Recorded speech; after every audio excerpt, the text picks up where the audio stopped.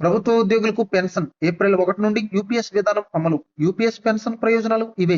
ఈ వివరాలన్నీ పూర్తిగా తెలుసుకునే ముందు ఈ ఛానల్‌ని సబ్స్క్రైబ్ చేసుకొని లైక్ చేయండి.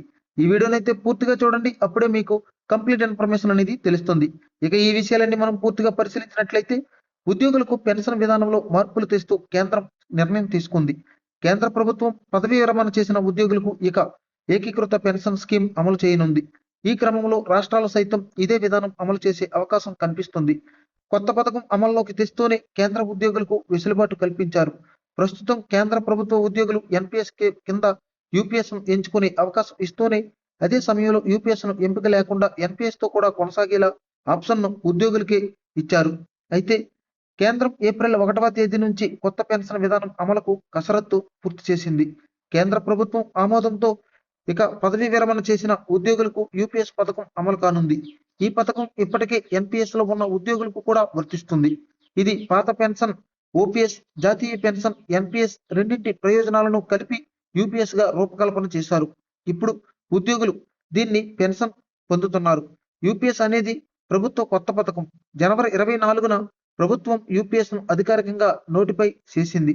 అయితే ఎన్‌పీఎస్ కిందకు వచ్చే కేంద్ర ప్రభుత్వ ఉద్యోగులకు యూపీఎస్ పథకం వర్తిస్తుందని అధికారులు వెల్లడించారు. అయితే వాజ్పేయి హయాంలో కేంద్ర ప్రభుత్వం ఉద్యోగులకు ఎన్‌పీఎస్‌ను ప్రవేశపెట్టారు. ఈ క్రమంలో పాత పెన్షన్ పథకం, ఎన్‌పీఎస్ ప్రయోజనాలను తాజాగా యూపీఎస్‌గా రూపొందించారు. ఈ పథకంలో భాగంగా ప్రభుత్వ ఉద్యోగులు చివరగా వారు తీసుకున్న జీతంలో 50% పెన్షన్‌గా అందిస్తుంది. అదే విధంగా కేంద్ర ప్రభుత్వ ఉద్యోగులకు కరువు భత్యం, కుటుంబ పెన్షన్, ఏక మొత్తం చెల్లింపు వంటి ప్రయోజనాలు అందుతున్నాయి.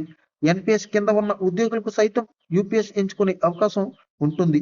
పదవీ విరమణ చేసిన ఉద్యోగులకు కూడా యూపీఎస్ కింద ప్రయోజనాలు అందిస్తారు.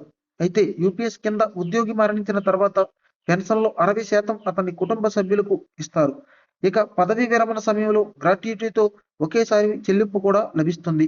ఒక ఉద్యోగి కేంద్ర ప్రభుత్వంలో కనీసం 10 సంవత్సరాలు పనిచేస్తే అతనికి నెలకు కనీసం 10,000 పెన్షన్ లభిస్తుంది.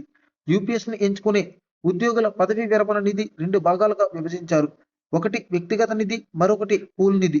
వ్యక్తిగత నిధికి ఉద్యోగం ప్రభుత్వం నుంచి సమాన సహకారం ఉంటుంది. పూల్ ప్రభుత్వం నుంచి అదనపు సహకారం ఉంటుంది. అయితే ఈ నోటిఫికేషన్ ద్వారా 23 లక్షల మంది ప్రభుత్వ ఉద్యోగులకు యూపీఎస్, ఎన్‌పీఎస్ ఎంచుకునే అవకాశాన్ని కల్పిస్తుంది. రాష్ట్ర ప్రభుత్వాలకు కూడా యూపీఎస్‌ని ఎంచుకునే ఛాన్స్ ఇస్తుంది. దీని ద్వారా 25 సంవత్సరాలు అంతకంటే ఎక్కువ కాలం పనిచేస్తున్న ఉద్యోగులు పూర్తి పెన్షన్ ప్రయోజనాన్ని పొందుతారు.